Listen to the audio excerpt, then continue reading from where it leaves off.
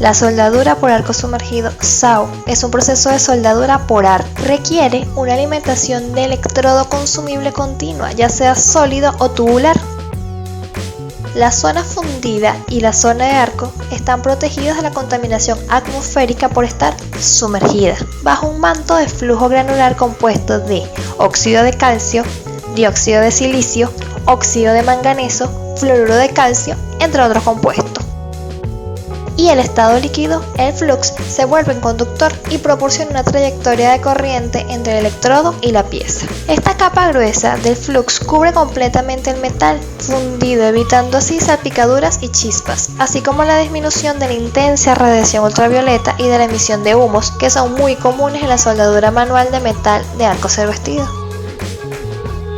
La SAW puede optarse tanto en modo automático como mecanizado, aunque también existe el SAW semiautomático de pistola portátil con emisión de flujo de alimentación a presión por gravedad. El proceso normalmente se limita a las posiciones de soldadura plana u horizontal, a pesar de que las soldaduras en posición horizontal se hacen con una estructura especial para depósito de flujo. Los índices de depósito se aproximan entre 45 kg por hora, comparado con una proximidad de 5 kg por hora máximo para la soldadura manual de metal por arco revestido (SMAU), aunque el rango de intensidades usadas normalmente van de 300 a 2000 amperes. También es utilizado corriente de hasta 5000 amperes en arcos múltiples. Existen variaciones del alambre de electrodo en el proceso. La SAW utiliza un proceso revestido en el electrodo de cinta plana. Se puede utilizar energía CC o CA, aunque la utilización de combinaciones entre ambas son muy comunes en los sistemas de electrodos múltiples. Las fuentes de alimentación más utilizadas son la de voltaje constante, aunque los sistemas actuales disponen de una combinación de tensiones constante con un detector de tensión en el cable alimentador.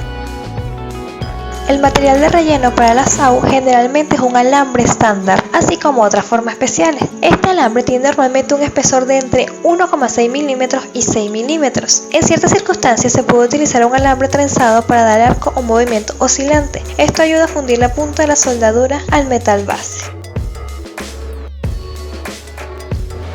La radiación de un arco eléctrico es enormemente perjudicial para la retina y puede producir cataratas, pérdida parcial de visión o incluso la ceguera. Los ojos y la cara del soldador deben estar protegidos con un casco de soldar homologado, equipado con un visor filtrante de grado apropiado. La ropa apropiada para trabajar con soldadura por arco debe ser holgada y cómoda, resistente a la temperatura y al fuego. Debe estar en buenas condiciones, sin agujeros ni remiendos y limpia de grasas y aceites. Las camisas deben tener mangas largas y los pantalones deben ser largos, acompañados con zapatos o botas aislantes que cubran. Debe evitarse por encima de todo las descargas eléctricas que pueden ser mortales. Para ello, el equipo deberá estar convenientemente aislado de cables, tenazas por electrodos deben ir recubiertos de aislante, así como seco y libre de grasa y aceite. Los cables de soldadura deben permanecer alejados de los cables eléctricos y el soldador separado del suelo, bien mediante un tapete de caucho, madera seca o mediante cualquier otro aislante eléctrico. Los electrodos nunca deben ser cambiados con las manos descubiertas o mojadas.